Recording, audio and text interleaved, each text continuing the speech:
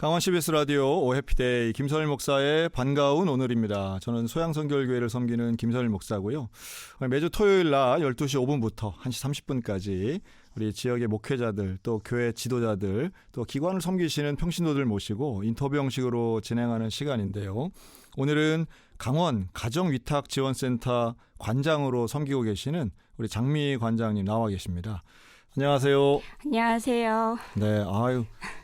목소리만 들으면은 뭐 이렇게 어린 청년 소년 줄 알겠습니다. 네, 감사합니다. 네, 전 관장님이라고 해서 연세 좀 많으신 줄 알았더니 아유, 젊은 우리 집사님이시죠. 네네. 잘 나오셨고요. 먼저 우리 강원 가정위탁지원센터 센터 소개를 좀 해주시죠. 네, 가정위탁지원센터는 지금 이제 2000년부터 2002년도에 전국에서 최초로 강원도로부터 위탁 운영을 받아서 시범 사업으로 시작하였습니다. 네. 올해로 25년째 운영을 하고 있는 사업이고요. 저희가 춘천 YMCA가 운영을 하게 된 거는 2017년부터 춘천 YMCA가 운영을 하게 되었습니다.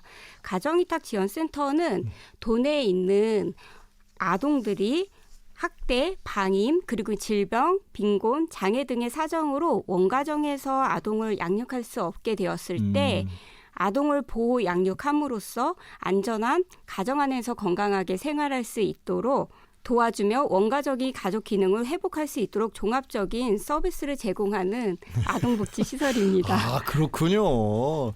네, 관장님, 우리가 지금 시사 프로그램이 아니어서 네. 그냥 편하게 말씀하셔도 됩니다. 긴장돼서. 아주 공식적인 내용을 말씀해 주셔서 네. 그러니까 이게 뭐냐면 가정에 문제가 있는 어린이들을 잠깐 다른 집에서 맡아서 키워주는 거 아니겠어요? 네, 그렇습니다. 근데 이게 이제 양육권이 되게 중요한 권리잖아요. 친부모에게 있어서는. 근데 이 양육권을 잠깐 보류하고 다른 집에서 키우는 아주 특별하고 이례적인 상황인 것 같은데 충분히 이해는 되네요. 어떤 학대하는 가정에 그냥 두면 안 되니까.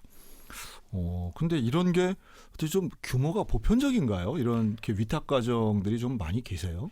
지금 네. 도내 상황을 확인을 했을 때는 네네. 총 2023년 12월 기준으로 610 가정이고요. 738명의 아동들이 위탁 가정에서 보호를 받고 있습니다. 이야, 600가정이 넘는 그 집에서 네네. 강원도만이라고 하면 결코 적은 수가 아니네요. 네네, 결코 적은 수가 아닌데 그 위탁 가정이라고 얘기하면은 저희가 이제 대체적으로는 전혀 모르는 가정에 가서 생활하는 아동들이라고 이렇게 생각을 할 수 있는데 맞아요. 이 위탁 가정에는 예전에는 저희가 이제 부모님들이 어려운 일이 있거나 그럴 경우에는 큰아버지 집에 맡기고 네, 큰아버지 집에 맡겨지거나 맞네. 아니면 할머니 할아버지께서 이렇게 맡겨주셨었는데 그런 가정들도 다 포함이 되어서 위탁 가정이라고 되어 있어서 저희가 이제 유형별로 볼 때는 뭐 일반 위탁이라고 해서 일반 위탁 안에 이제 뭐 대리 친인척, 뭐 일반 위탁, 비혈연 이런 식으로 좀 나눠져서 아동들을 위탁하고 있습니다. 그러면 꼭 어떤 부모로부터 학대만 있는 건 아니고 다양하겠네요. 경제적인 이유도 있을 것이고. 경제적인 이유도 있고. 그러니까 우리가 뭐 예를 들어 조선 가정이다 이러면 부모가 있는데 할머니 할아버지랑 같이 살아도 여기에 해당이 되겠네요. 네네. 근데 부모님께서 만약에 뭐 조선 가정이라고 하더라도 부모님께서 그 아동과 같이 생활을 하고 있으면 거기는 위탁 가정으로는 할 수가 없고요. 뭐 동거하고 있다면 그건 위탁이 아니겠죠. 네네. 그렇네요. 사실 분명히 필요한 사업이긴 한데 이게 조금 이제 헷갈리는 것 중에 하나가. 우리가 이제 입양하는 거 있잖아요. 네네. 그럼 입양하는 것과 이 위탁 가정이 좀 다를 것 같은데. 네네. 그냥 제가 목회자로서 이렇게 입양 가정들을 좀 아는데 입양은 되게 복잡하고 어려운 과정이 있던데. 네네. 이 위탁은 어떤가요? 무슨 차이가 있고 어떤 과정을 겪는지 한번 설명해 주세요. 네, 위탁하고 입양하고 많이 헷갈려 하시는 분들이 계세요. 똑같이 내 집이 아닌 친가정이 아닌 다른 가정에서 이제 자녀로 보호를 받고 있으니까 많이 헷갈려 하시는데 입양 같은 경우는 친부모님께서 친권을 다 포기를 하시고 그 주민등록상으로다가 아예 새로운 가정으로다가 주민등록이 이제 변경이 되는 거고 이탁 가정 같은 경우는 친권은 원래 친부모님이 갖고 계세요. 갖고 계시고 우리 아동들은 그 이탁을 맡으신 부모님 아래에 동거인으로 주민등록상에 이제 표기가 되어서 예. 표기가 돼요, 그러면? 네네네. 동거인으로 그래요? 표기가 되어서 이제 동거인이라고 할 때는 이 이탁 가정의 아동들이 이게 뭐 부모님들이 뭔가 해주려고 할 때 제한을 받는 부분들도 좀 많이 있어요. 그렇겠네요. 조금 애매한데도 그러나 아주 거리가 있는 게 아니고 주민등록 등본에 나온다고요? 네네네. 서류상으로 확실하게 보여주죠. 그렇군요. 자녀라고 나오는지 동거인이라고 나오는지. 네. 그러면 내 자녀가 있는데 이런 한 2명을 위탁받은다 그러면 아들, 딸 밑에 동거인 이렇게 돼 있겠네요. 네네. 의도를 알겠네. 명확하고. 그러면 가서 뭐 아주 구체적인 걸 생각해 보면 어린이가 전혀 모르는 분 가정에도 들어갈 수도 있겠네요. 그러면? 네네. 그렇게 아예 전혀 모르는 가정에 들어가는 아동들을 나눴을 때 이제 비혈연 이탁 가정이라고 저희가 말씀을 드려요. 네. 네. 그럼 가서 뭐라고 호칭을 불러요? 그럴 이제 때는 또 되게 나이에 어색하겠네. 따라서 달라요. 그래서 좀 어린 아동들 같은 경우는 바로 엄마, 아빠라고 이렇게 부르는 아동들도 있고, 좀 짠하네요. 네네. 네. 그리고 이제 좀 초등학생의 나이가 된 아동들 같은 경우는 웬만큼은 이제 알고 있다 보니까 네. 처음에는 마음을 열지를 않아요. 이탁 그렇겠지. 부모님들에게. 얼마나 위축되겠어요. 그러니까 이제 뭐 호칭이 없이 저기요, 여기요, 아니면 기죽어서 그렇게 있는. 아니면 뭐 아줌마 이렇게 부르다가 이모 이렇게 부르다가 나중에 이제 좀 라포 형성이 되고 이제 정말 이분이 나를 사랑하고 보호해 주시는구나라는 이제 이렇게 생각이 들었을 때 엄마 아빠라고 호칭을 사용을 하고 있어요. 그러면 위탁 가정에는 무슨 자격 같은 게 있나요? 그 위탁 부모라고 해야 되겠나? 이렇게 되려면? 그러니까 저희 같은 경우는 이제 일반 가정 같은 경우도 이제 아동을 양육하려면 부모가 뭐 특별히 자격을 가져야 되는 건 아니지만 이탁 가정 같은 경우는 좀 더 까다로운 거예요. 네. 그래서 부모님들이 어쨌든 이제 경제적인 그렇겠죠. 상황으로 인해서 괜찮은지를 이제 확인을 해서 이제 재산 조사라든지 직장이라든지 확인을 하시고 그리고 이제 가족이 이제 원가정이 다 이렇게 구성되어 있을 때 자녀들의 동의까지도 다 있어야만 가족 구성원 전체 가족 구성원 전체에 동의가 있어야 되고 건강 면에서도 다 활용을 해가지고 확인을 해가지고 3년치에 건강 진단서 뭐 이런 게 있나요? 이력 확인을 다 공단으로부터 해서 다 확인을 받고 있습니다. 그래서 주거 수준이라든지 경제 수준 그런 거를 다 확인을 하고 있습니다. 그러면 이게 소위 말해 좀 젊은 부부들도 이렇게 이 위탁 가정 신청하시는 부분들이 있나요? 네네 하고 있습니다. 20대의 분들도 네네 20대의 부분도 하고 계시고요. 네 극히 드물지만 네. 근데 보통 많이 하시는 분들은 자녀 양육을 다 이제 하시고 나서 그렇죠. 후회하시는 분들도 계세요. 내가 좀 더 자녀 양육을 잘했으면 좋았을 텐데 못했다 이렇게 하고 아니면 이제 있으면서 좀 경제적인 여유가 있고 하다 보니까 종교 활동을 하면서 내가 이제 좀 종교 활동에서 내가 가졌던 신앙에 있어서 한번 실천을 해야겠다라는 마음으로 자녀들을 양육하시는 분들도 계시고 아니면 이제 사회생활을 하면서 이타심을 가지고 자녀를 양육을 하고자 해서 이탁을 하시는 분들도 계셔서 그렇죠. 좀 정년퇴직을 하신 후에 60대 분들이 많으신 편이에요.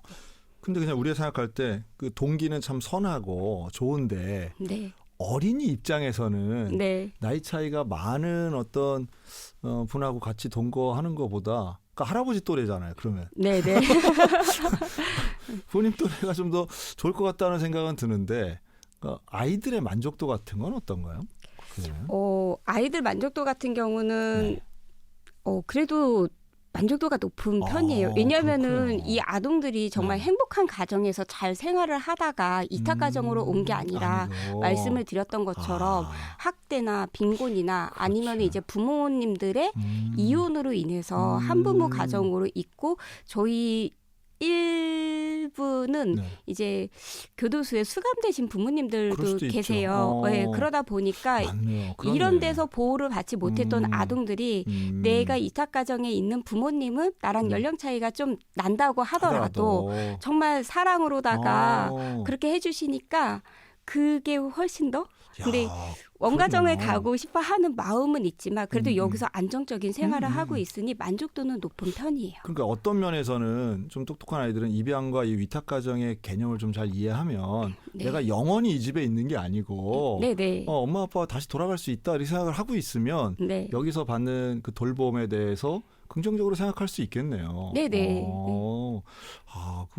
아마 글쎄 방송 들으시는 분들 중에도 저부터도 지금 생각이 이 상당히 호감 가는, 왜냐하면 위탁하고 자녀를 양육하고 그러면 나이대가 네. 뭐 그 가정에서 선택을 할 수 있나요?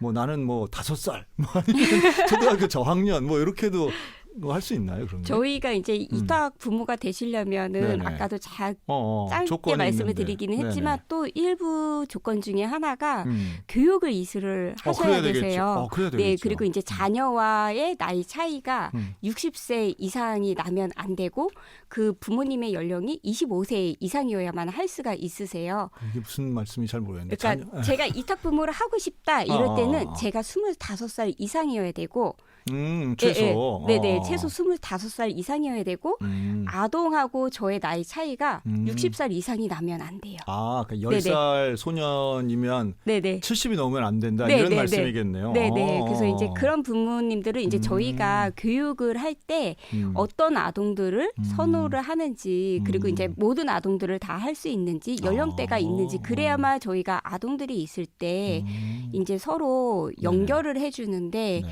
전혀 아동과 부모님도 서로 이렇게 잘 맞아야 되는 부분이 있는 거예요. 사람마다 성격이 다르다 보니 서로 이렇게 그렇겠네요.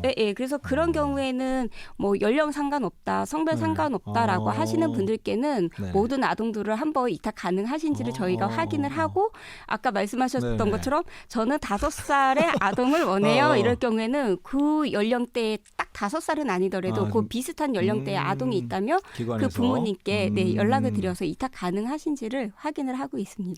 글쎄 말이에요. 또 아마 남녀에 대한 차이도 좀 있지 않을까 하는데 네, 있어요. 확실히 입양이 뭐 여아 입양을 더 선호하는 분들이 많다 뭐 이런 얘기 들은 적이 있는데 이탁 가정도 여아를 더 많이 그렇군요. 선호를 하고 그렇죠. 네, 네네. 있습니다. 네.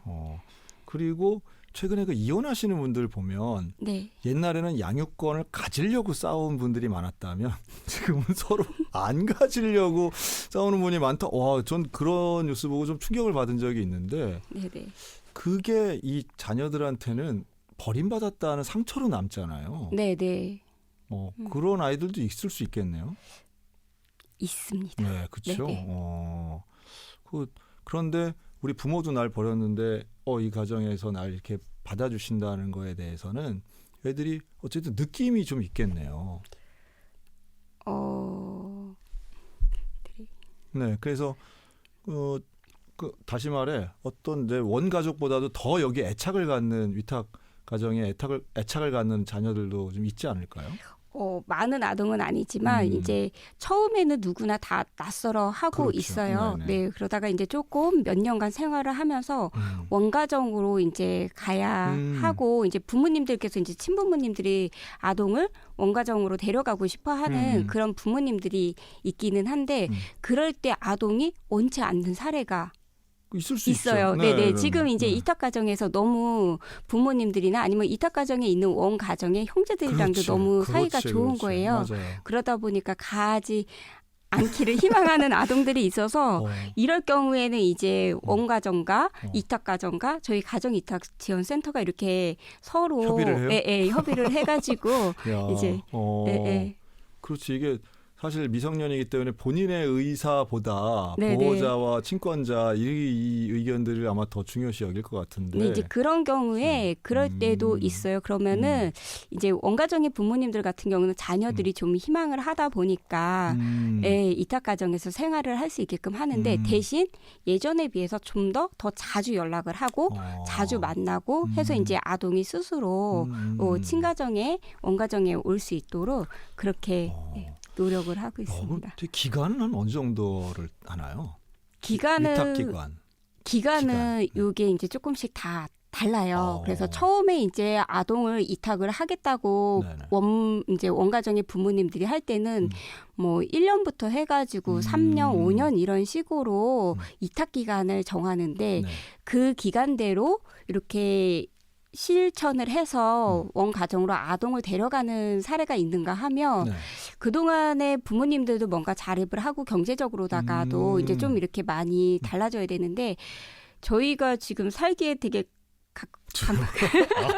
힘든 세상이잖아요. 그러니까 기간을 줄이는 게 아니고 기간이 됐는데도 자녀를 그러니까 못 이제 데려가는. 자립을 이제 부모님 원가정 부모님이 회복이 안 되다 보니까 아동이 그 약속한 기간 내에 가지 못하는 그런 사례도 있어서 지금 많이 하신 분은 저희가 이제 25년째 가정 이탁을 하고 있다고 하는데 20년 이상 가정 이탁을 하고 계시는 분들도 있어서 한 아동과 네네 20년이면 성인이 되는 거잖아요. 성인이 되죠. 근데 저희는 이제 가정이탁 같은 경우는 0에서 18세에 아동을 이제 가정이탁을 하고 본인이 저는 좀 더 이탁 가정에서 생활을 하고 싶습니다라는 본인의 의사가 있을 때는 25세까지 25세요? 네네 보호를 할 수 있습니다. 그리고 대학 생활을 한다면 대학교 졸업할 때까지 25세가 지나도 네네.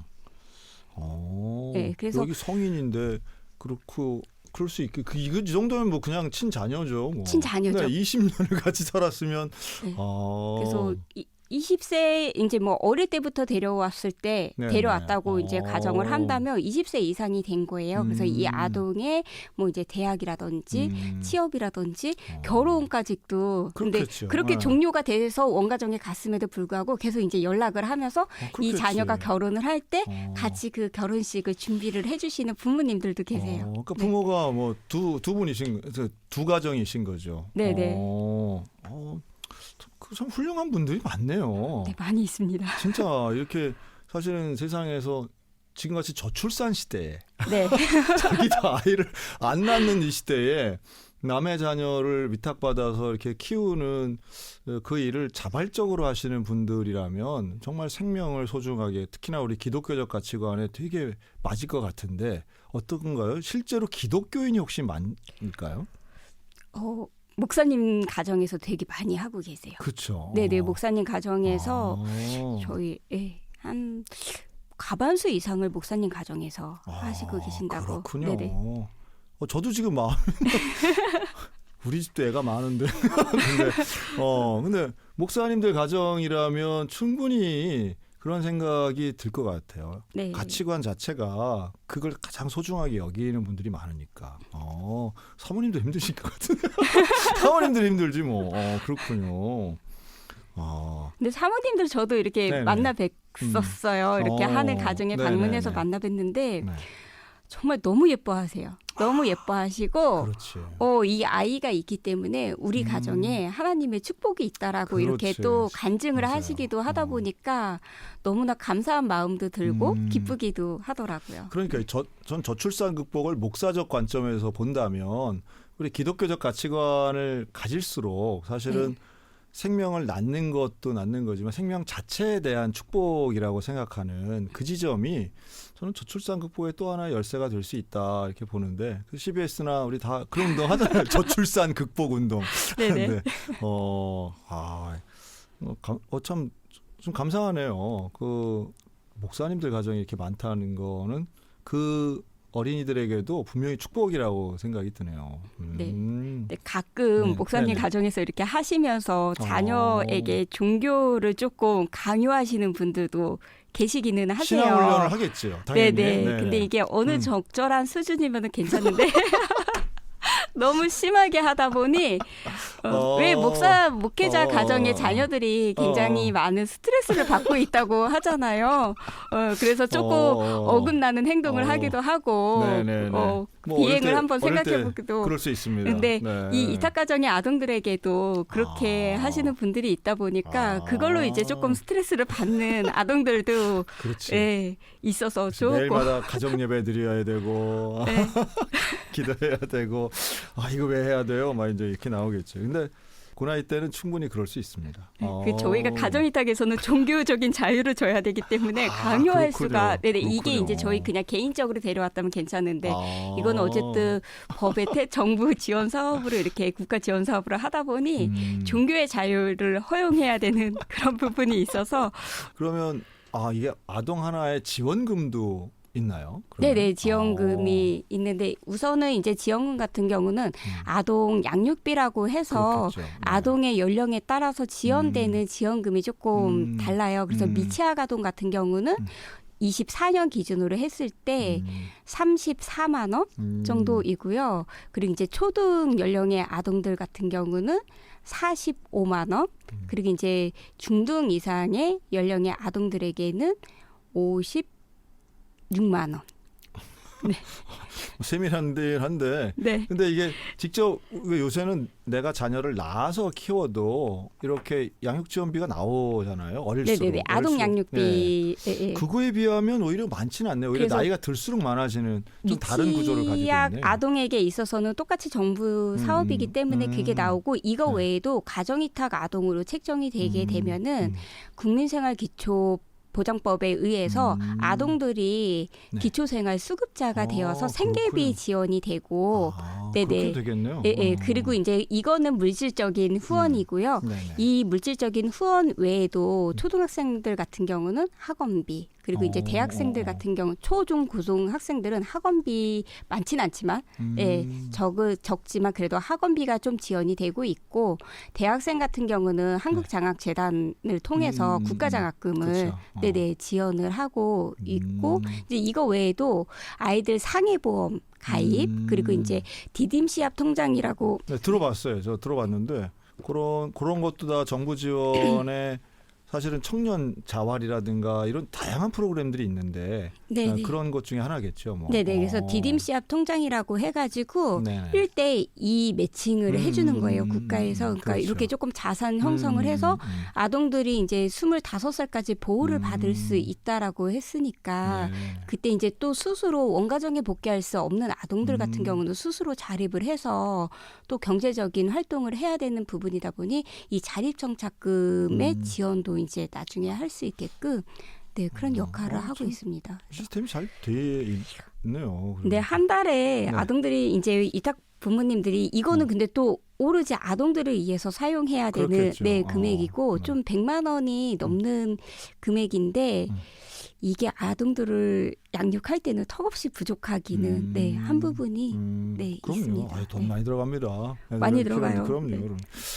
김선일 목사의 반가운 오늘은 강원 가정위탁지원센터의 우리 장미희 관장님과 함께 말씀 나누고 있습니다.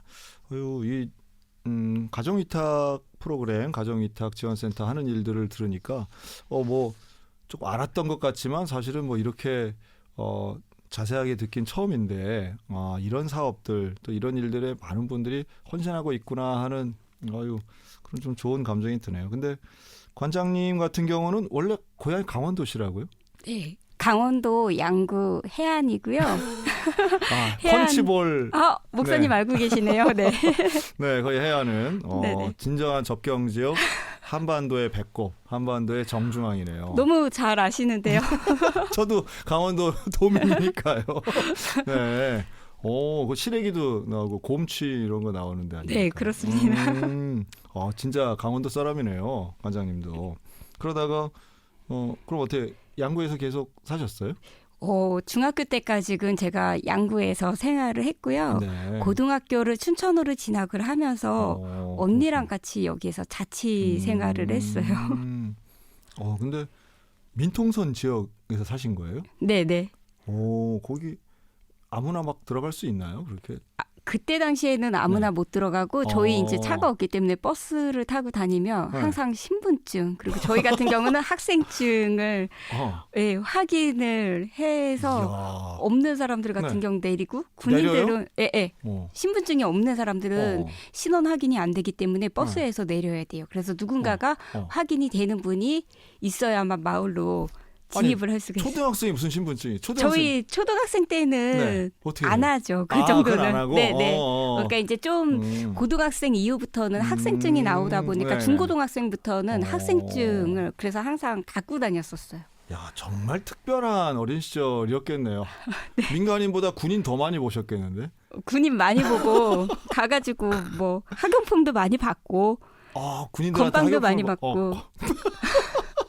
야, 이거 7, 80대들 그 한국 전쟁 때 얘기 같은데. 그러니까요. 그렇군요. 그런데 신앙생활은 어떻게 시작하셨어요? 저는 모태 신앙이어가지고 예, 부모님께 어렸을 때 좀 많이 훈련은 아닌데 네네. 교회를 안 가면 부모님한테 되게 많이 혼났던 네, 그런 유년 시절을 보냈었던 것 같아요. 엄격한 신앙생활을 네. 하셨군요. 네, 아빠랑도 되게 많이 싸운 적이 있었는데 제가 어렸을 때 네네. 이제 아빠가 다니시다가 신앙생활을 내려놓으신 거예요. 아이고, 네. 근데 아빠는 안 가면서 저한테 가라고 하니까 그것 때문에 아빠랑 좀 많이 싸우고 본인은 안 가면서 왜 나한테 가라 그래? 뭐 이런 식으로. 지금도 막 짜증이 나시는 말씀하시는데. 네, 지금은 네. 다니시니까 네, 말을 할 수 있는 것 같아요. 근데 중학생 때부터 교회 학교 선생님 교사를 하신 거예요? 네네. 제 의도와 상관없이. 네, 제 의도와 상관없이 당연하다는 듯이 네. 원래 초등학교 졸업하면 중학교 보조 교사를 해야 되는 거야. 그래서 뭐 성경 말씀을 잘 모르지만 네. 아이들에게 제가 조금씩 이렇게 성경 말씀 쓰는 거라든지 그런 거를 보조교사 역할을 근데 했어요. 그 효과 있어요. 뭐냐면 언니 같은 선생님은 분명히 애들이 좋아하긴 합니다. 그런데 본인 이제 중학생의 취향에 따라 좀 다른 거지. 근데 새벽 예배도 나갔어요? 중학생 때? 네. 우와. 초등학교 때부터 새벽 예배를. 그래요? 네. 그러니까 부모님의 강요에 의해서 저의 그 중학교 때까지는 제 네. 결정권이 거의 없었던 것 같아요. 그래서 부모님에 의해서 새벽 예배도 드리고 교회에 있는 모든 행사는 다 참석을 하고 지금 이제 말하면 이제 저희 교회는 이제 샘터 예배라고 하고 네. 뭐 목장 예배 이런 거 있는데 그것도 다 다녔었고요. 그리고 저희 시골에 3개의 교회가 있는데 3개 교회에 부흥회가 있으면 부흥회도 다 다녔어요. 야, 이거 완전 70년대, 60년대 스타일인데 그러면 이게 민통선 안에 있는 교회들인 거예요? 네네, 민통선 안에 있는 3개의 교회 부흥회를 다 다니고. 그 다 알았겠네요, 마을 분들 서로. 그때 당시에는 많이 알고 쟤는 누구 집 딸 뭐 이런 식으로 해가지고 그래서 제가 한번 초등학교 때 교회를 한번 친구들이랑 놀다가 오후 예배를 안 간 적이 있었어요.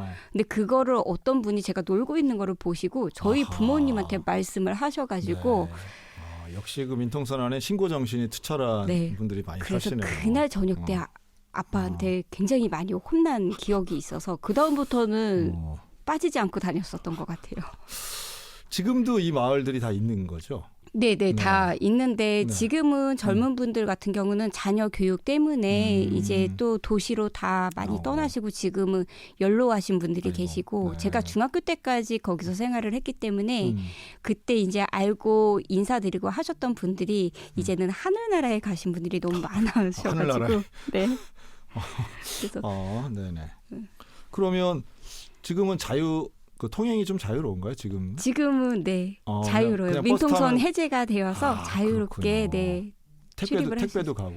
네. 택배 지금 제가 되게 감사하게 여기는 것 중에 하나가 택배예요. 저희 부모님께 뭔가 보내드릴 때 택배가 너무 제 역할을 다 해주고 있어서 너무나도 감사하고 기사님들께도 감사드리고 있어요. 이런 거 아셔야 됩니다. 진짜 우리 강원도 격오지에 있는 분들 특히 시골이 참 어려운 것 중에 하나가 택배가 잘 안 되고 특히 배달이 안 되잖아요. 음식 배달 안 되는 데가 얼마나 많은지 몰라요. 전국에. 다 광역시 특별시 같지 않거든요. 배달의 민족 이런 데 못 들어가는 데가 많아요. 배달의 민족은 못 들어가지만 택배는 들어가고 있습니다. 알겠습니다. 아이고, 그 어릴 때 신앙교육을 그렇게 받아서 그러면 춘천에 나와가지고 고등학교 생활을 할 때도 그럼 두 자매가 이렇게 신앙생활 같이 했겠네요. 네네. 신앙생활을 했는데 시골 교회 같은 경우는 제가 있을 때 100명 내외로 출석하던 교회인데 지금 제가 출석하고 있는 교회는 춘천중앙감리교회예요. 근데 이제 고등학교 때부터 그 교회를 다녔는데 교회가 너무 큰 거예요. 사람이 너무 많고. 사람이 너무 많고 너무 크다 보니 제가 할 수 있는 역할이라는 것도 없는 것 같고. 보조교사도 안 시키고. 예, 예. 고등학생인데. 너무 많은 거예요. 너무 많다 보니 제가 할 수 있는 역할도 없고 그래서 이제 예배만 그냥 왔다 갔다 열심히 네. 드렸었던 것 같아요. 예.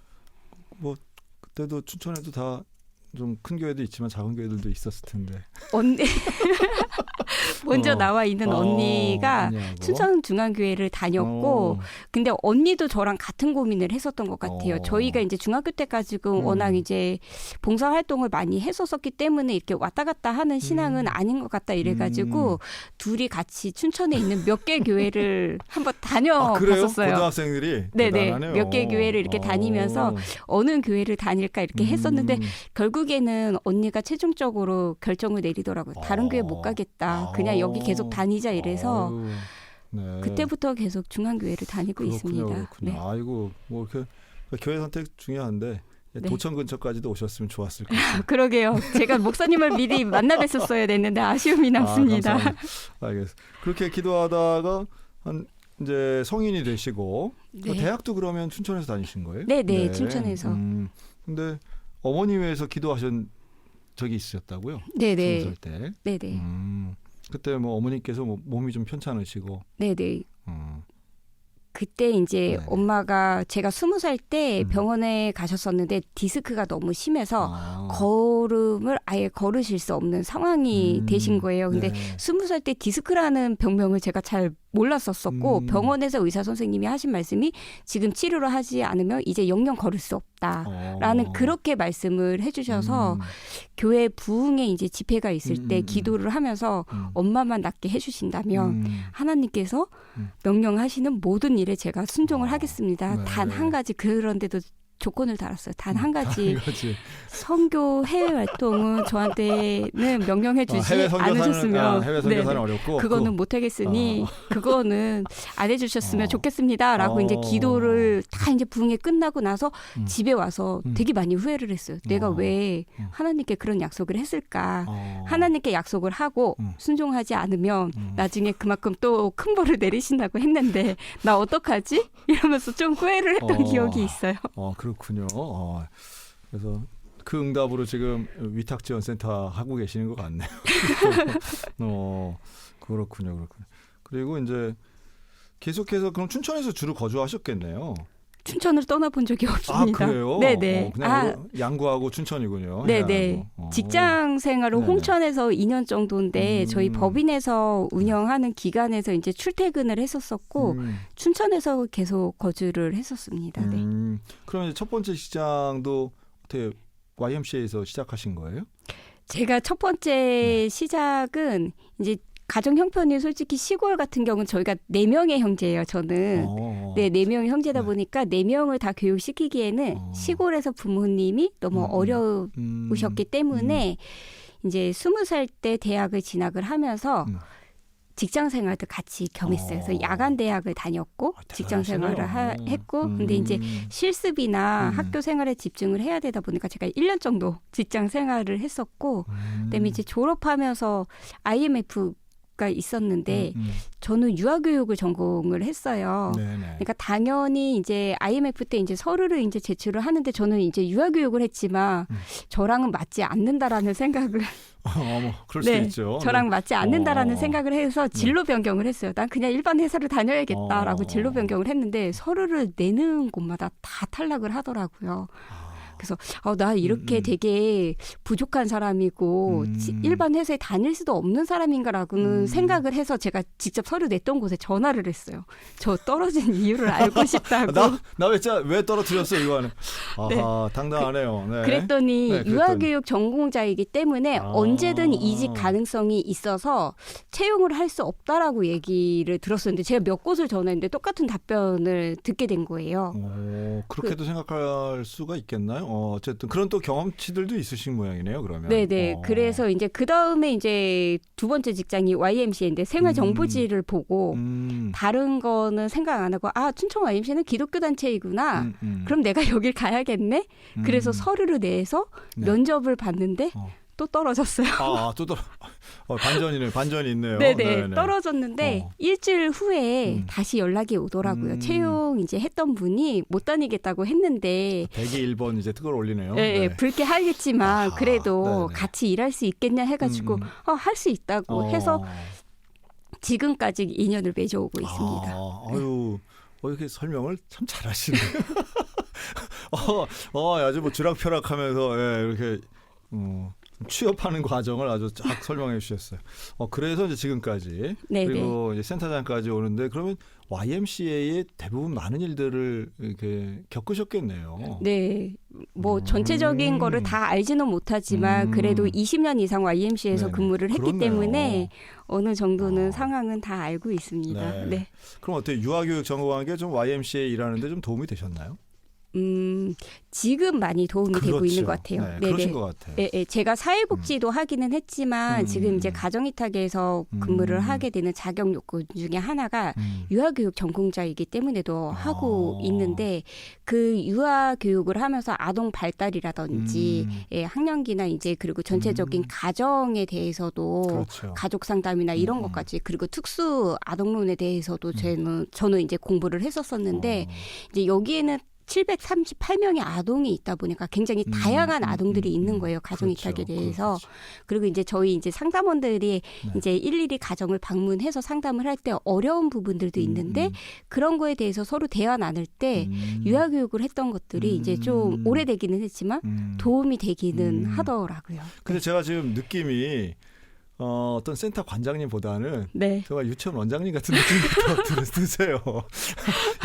유아교육 하신 분들의 어떤 그런 뭐 좀 그런 면들이 좀 보이고 교육하시는 분들처럼 보여서 네. 하여튼 뭐 전공을 또 그걸 하셨네요. 아마도 교회 교사를 교회 교사. 네, 교회 오래 학교 했기 교사. 때문에 더 그렇게 느끼시는 게 아닐까 싶기도 지금 해요. 교회 학교에서 어느 부서 맡고 계세요? 저 초등부 교사 초등부? 맡고 있습니다. 3학년 아이들.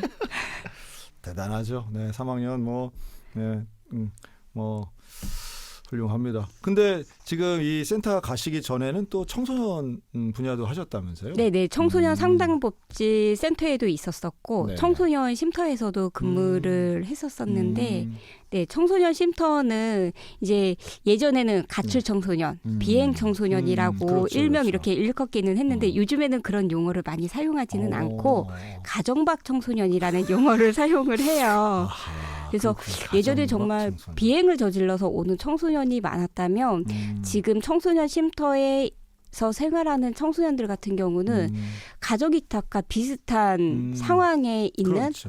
청소년들이 입소를 하는 경우가 그렇네. 많이 있어요. 정말 한부모나 학대나 이런 사유로 인해서 생활하는 청소년들이고 여기는 이제 생활시설이다 보니까 항상 누군가는 상주에 있어야 되는 네, 그런 곳에서 근무를 했었습니다. 아이고, 애들이 되게 좋아했을 것 같네요. 강원 가정 위탁 지원센터 우리 장미희 관장님과 계속 이어가겠는데요. 이거 일부에서 이제 처음에는 관장님 좀 어색해하시더니 시간이 갈수록 아주 말씀을 잘해주셔서 너무 감사한데 이 위탁지원센터에서 하는 일이 참 중요하고 가치 있는 일이라는 생각이 확실히 좀 저는 든 것 같아요. 그러면 한번 생각하실 때 기억나는 위탁부모 가정이 좀 있을까요? 네, 지금 네네. 이제 제가 가정위탁 지원센터에서 근무를 하면서 만난 아동이에요. 네. 지금 이제 5살의 남자 아동인데 이 아동은 4살 때 이제 가정위탁으로 연계가 되었는데 네. 이 아동 같은 경우는 4살의 남자 아동인데 몇 번 이렇게 연계를 하려고 하였지만 잘 되지 않는 케이스여서 지자체나 저희 센터에서도 어떻게 하면 할 수 있을까라는 되게 많은 고민을 갖고 있던 아동인데 이 아동 같은 경우는 굉장히 낯을 많이 가리고 그리고 이제 소극적이고 말도 거의 잘 안 하지 하고. 않는 네네 그런 아동이었고 남자 아동인데 이렇게 고환 쪽에 혹이 있었어요. 근데 이제 병원에서는 좀 더 정밀 검사를 해봐야 되겠지만 종양일 가능성도 있다라는 말씀을 해주셔서 이런 상황을 모두 이제 말씀을 드리고 공유하고. 하려고 할 때 네. 이제 안 됐는데 23년 저희가 이제 말씀드렸듯이 예비 이탁 부모 교육이라는 것이 있어요. 가정 이탁을 하고 싶으신 분들이 미리 사전에 교육을 받으시는 게 있는데 그 교육을 하신 교육을 받으신 분들께서 선뜻 본인들이 하시겠다고 네네 그렇게 해가지고 아동을 이제 저희가 연계를 해드렸는데 작년 12월 달에 저희가 이제 이탁 부모님들 간담회를 진행을 했는데 거기에 아동을 데리고 온 거예요. 아동을 데리고 왔는데 정말 아동의 표정부터 너무 달라지고 밝게 웃고 있고 그렇군요. 그리고 이제 거기에 계시는 부모님들과도 되게 막 인사 막 손인사 막 하면서 안녕 안녕 이렇게 얘기를 하고 그 이탁 부모님 품에 푹 안겨가지고 아빠라고 이렇게 부르면서 뭐 해줘 이거 먹고 싶어요 이런 식으로 얘기를 하는데 정말 부모님에 따라서 아동이 그러네요. 많이 달라졌구나라는 생각이 들고 그 사이에 종양으로 확인이 되어서 다른 수술을 암은 아니고 네네 네. 그래서 종양 암으로 판정이 되어서 암으로 판단이 됐어요. 예, 암으로 판정이 되어서 수술도 진행을 해서 지금 이제 계속 병원에서 정기 검진을 받으면서 치료를 하고 있는 참 상황이에요. 훌륭한 분들이네요. 영혼을 네네. 살리는 거네요. 네네. 그래서 아동이 너무 달라진 모습을 보면서 정말 존경스럽다라는 생각을 그렇죠. 했어요. 그러니까 네. 그 4살이면 되게 어린 아이이지만 사실은 네. 자기 의사 표현 하잖아요. 4살짜리들이. 네. 그런데 그런 아이가 풀 죽어가지고 말도 안 하고 눈도 안 마주치고 이렇게 있고 거기다 질병까지 가지고 있다. 그런데 이 아이를 치료하고 밝은 표정을 이건 기적이죠. 사실은. 네네. 그렇게 얼굴이 달라지고 표정이 달라진 건 인생이 달라지는 건데 네. 진짜 의미 있는 일이겠네. 이거 그러니까 이제 입양에 대한 어떤 부담감이 있을 수 있는 부분에서 위탁 가정이 갖고 있는 또 장점이 분명히 있겠네요. 네네. 입양 같은 경우는 서류적인 절차가 많이 까다롭고 제 네. 주변에도 입양을 하려다가 포기하신 분들이 너무 많으세요. 그렇죠. 절차가 네. 까다롭다 네네. 보니까 네, 뭐 가정위탁도 절차가 아주 간소한 부분은 아니지만 입양보다는 좀 덜 까다롭기 때문에 확실히 입양보다는 좀 메리트가 있기는 한 것 그렇죠. 같아요. 그리고 네.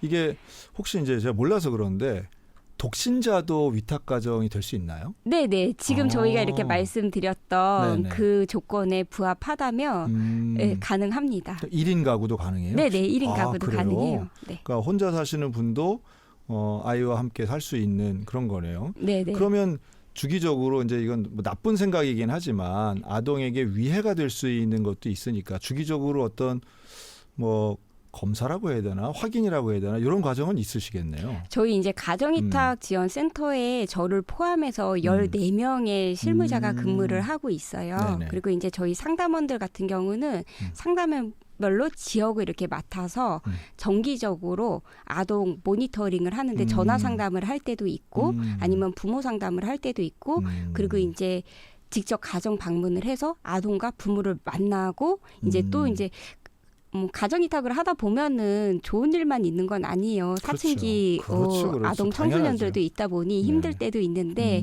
이럴 때 어떻게 하면 아동을 잘 양육할 수 있는지 양육 팁도 해주고 그래서 아동에 대한 관리는 저희 상담원들이 열심히 하고 있고 일주일에 보통 출장을 3번 이상 가고 있어요. 아동들을 그렇군요. 만나기 위해서. 저 그 입양 가정들을 좀 아는데 여기서의 그 양육의 고민 중에 하나가 훈육이더라고요. 네네. 애들을 혼내야 되는데 네네. 이게 뭐랄까 이거 내 자식이 아니어서 더 강하게 혼내는 거 아닌가 뭐 아니면 안 혼내는 거 아닌가 이런 고민들을 또 하시더라고요. 네네. 그 훈육도 당연히 해야 되잖아요. 필요하죠. 네. 네네. 학대가 아닌 훈육. 그렇죠. 네. 그 가르쳐야 되고 온전한 교육과 훈육이 있어야 되는데 아마 그런 데서들도 사랑으로 안는 거 아주 어릴 때는 물론 다 안아줘야 되지만 초등학교를 가고 사회생활, 학교생활하고 이럴 때에 하지마 이런 것도 해야 되는데 쉽지는 않겠지만 분명히 의미가 있겠다는 생각은 드네요.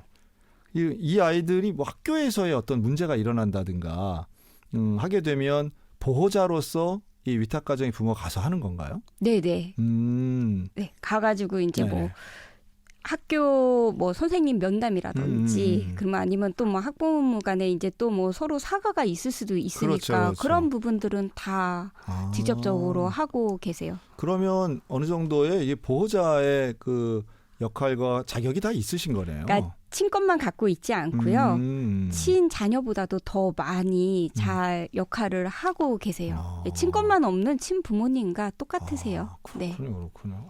참, 이거 이렇게 훌륭한 일들을 하시는 분들을 위해서 진짜 또 아마도 지금 이 방송을 들으면서 막연하게나마 갖고 있던 생각을 조금 더 구체화하실 만한 분들도 있겠다 생각이 들어요. 네네. 좀 많은 분들이 관심을 갖고 그러면 내가 하고 싶다 이러면은 그 첫 단계는 어떻게 시작을 해야 되나요? 첫 단계는 우선은 가정이탁에 대해서 알아야 되기 때문에 그렇죠. 네. 저희 센터로 연락을 주시거나 저희 그 가정이탁 대표 번호가 있어요. 전국적으로 콜센터처럼 해서 1577-1406이라고 네, 여기 대표 번호로 전화를 하시거나 저희 센터 255-1406 으로 전화를 주셔도 되고요. 네네. 이게 만약에 전화도 귀찮다 그러면은 요즘에 SNS 많이 하시잖아요. 네네. 저희 알고 있는 웬만한 SNS에는 다 저희가 이제 홍보글을 올리고 있고 생활정보지에도 저희가 홍보글을 올리고 있어요. 쉽게 접할 수 있는 네네. 생활정보지에도 하고 있고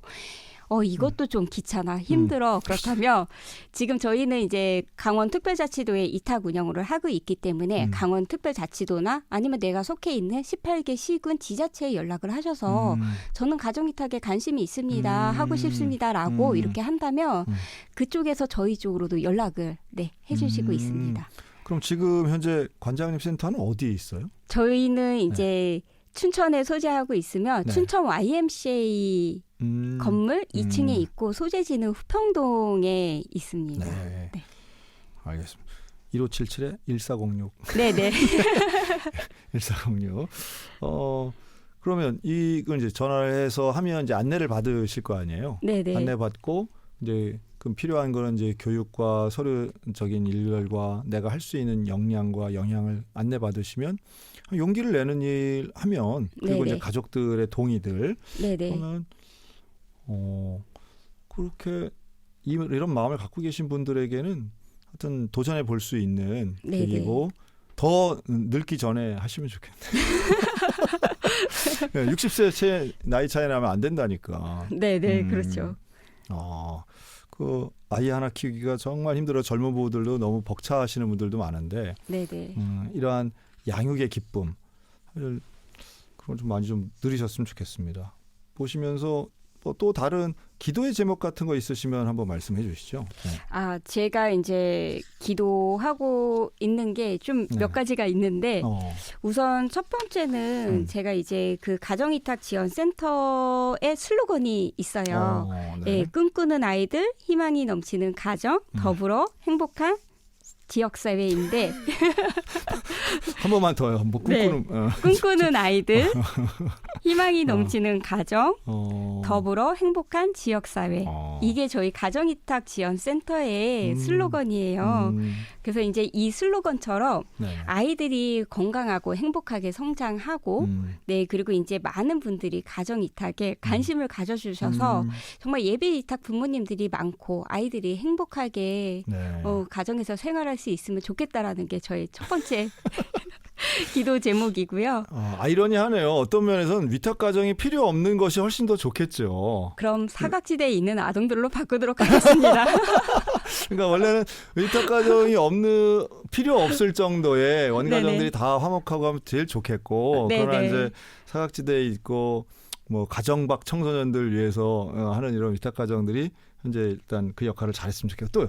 네, 그리고 이제 두 번째 기도 제목은 지금 이제 가정이탁 지원센터에 저를 포함해서 14명의 직원들이 근무를 하고 있는데 아까 말씀드렸듯이 저희 직원들이 주 3회 이상의 출장도 가시고 출장을 가서 부모님들도 만나고 아동들을 만나요. 그러다 이제 만나서 그냥 이렇게 만나고만 오는 것이 아니라 아동들 상담도 하고 또 뭔가 가정에 뭐 주거에 어려운 상황이 있다 그러면 그것도 좀 해결을 해드리고 오고. 주거에 어려운 건 뭐예요? 그러니까 좀 어르신들이 많다 보니까 집안에 뭔가 이제 조금 정리해야 될 부분이라든지 수리해야 될 부분들이 있다면 직원이 역량이 되는 하는 또 그런 것도 또 이제 그래요? 또 해드리고 와요. 그러다 막힌 보면 것도 막 뚫어드리나 보죠? 네, 그러고 있습니다. 그래서 그래요? 다재다능한 재능을 가지고 있는 저희 직원들이 그렇게 상담을 하고 있는데 이게 좀 많이 있다 보니 직원들이 많이 소진이 되는 부분들이 있어요. 그리고 힘들어하는 부분들도 있어서 이직을 하는 직원들도 있는데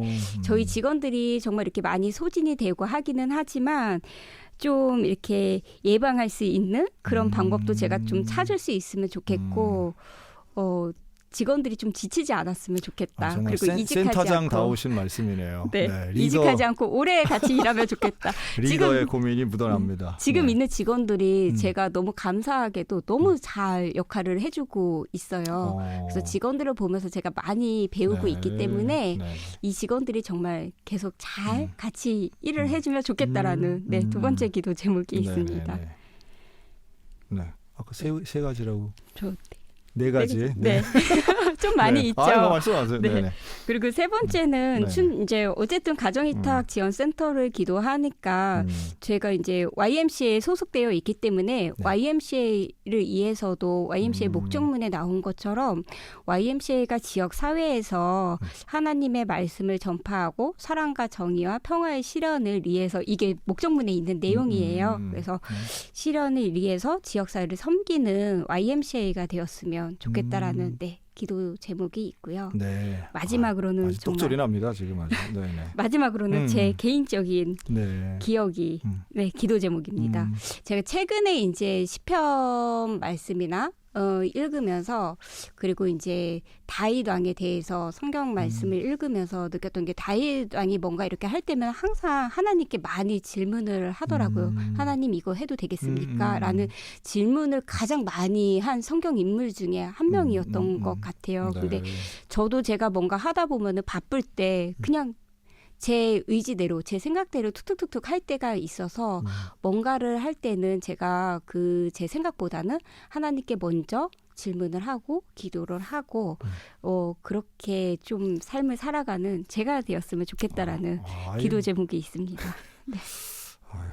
아주 뭐 정리를 잘 해오셨네요. 기도 제목을. 그런데 우리 장미 집사님이시기도 한데 네네. 집사님은 자녀들은 어떻게 되세요? 저 미혼입니다. 아유 미안합니다. 아니 괜찮습니다. 아이쿠야. 보통 이 나이 되면은 네. 다들 이제 결혼하고 자녀가 있을 거라고 생각을 네. 하기는 하지만 저는 미혼이고 네 명의 조카가 있어서 네 명의 조카를 같이 돌보고 있습니다. 네. 그리고 사실은 이제 위탁 가정에서 그러면 새로 뭐 관장님도 위탁을 하시면 되겠네요. 그렇게 자녀들을 키우는 마음 가지고 아동들을 대하고 하시겠네요. 청소년들 대하고. 제가 가정위탁 지원센터에서 이제 근무하기 전에는 이제 같은 법인이 있다 보니까 가정위탁 지원센터에 대해서 어렴풋이 듣기는 하는데 제가 제대로 알고 있지는 못했었어요. 그냥 그래 그냥 잘 이제 위험에 있는 어려운 상황에 있는 아동들을 그냥 내가 데리고 와서 내 가정에서 같이 생활하면 되겠구나라는 그런 생각을 했지 뭐 세부적으로 이 아동과의 갈등이 생길 수도 있고 학교 문제가 생길 수도 있고 사춘기에 이제 뭐 힘든 일도 있을 수도 있는데 이렇게 깊게까지는 생각을 하지 못하고 그래 그럼 나도 이제 좀 직장 생활 어느 정도 하고 괜찮아지면 아동을 나도 이탁해서 이탁 가정 한번 나도 봉사활동을 좀 해야겠다라는 그런 생각을 했었었는데 제가 이 업무를 하면서 또 반전이 일어나나요? 네. 네, 제가 그렇죠. 이 업무를 하면서 이제 부모님들을 직접적으로 제가 잖아요. 그러니까 이제 이게 보면 볼수록 눈이 높아진다고 제가 막연히 생각했던 거는 너무 모르는 상황에서 그렇게 간단하게 생각을 했었구나 했는데 하시는 부모님들 보면은 그 아동을 위해서 투자하시는 그 시간이라든지 아니면은 희생 정신이라든지 물질적인 지원이라든지 사랑을 베푸시는 거라든지 이런 것들 보면은 제가 과연 저렇게 지금 하시는 부모님들처럼 할 수 있을까? 라는 그런 고민을 하게 되더라고요. 네. 지금도 4명의 조카가 있지만 4명의 조카를 놓고 제가 생각을 해봐요. 쟤들을 제가 양육을 해야 된다면 내가 할 수 있을까? 저는 하고 싶지는 않더라고요. 왜냐면 지금도 사춘기 조카들이 있기 때문에 가끔 얘랑 투닥거릴 때가 있거든요. 저런 애들을 내가 어떻게 돌봐. 에이, 이런 생각을. 그러니 이런 어려운 일을 저도 마찬가지예요. 저도 자녀를 키우면서 목회가 아무리 어렵다 한들 자녀 양육하고는 전 비교가 안 된다고 생각을 하고 자녀를 키우는 일은 세상에 그 어떤 일보다 제일 어려운 일이라고 하는 생각을 갖고 있는데요.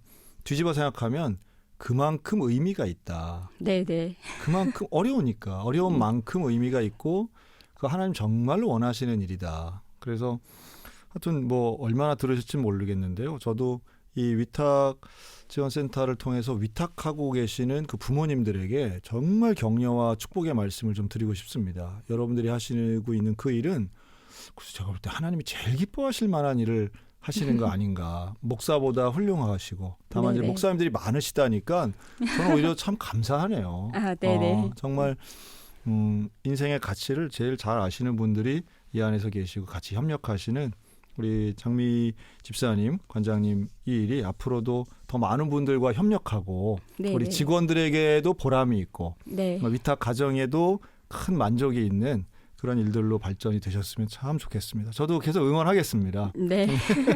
우리 관장님하고 인사 나누도록 하겠습니다. 오늘 나와주셔서 감사합니다. 네, 감사합니다.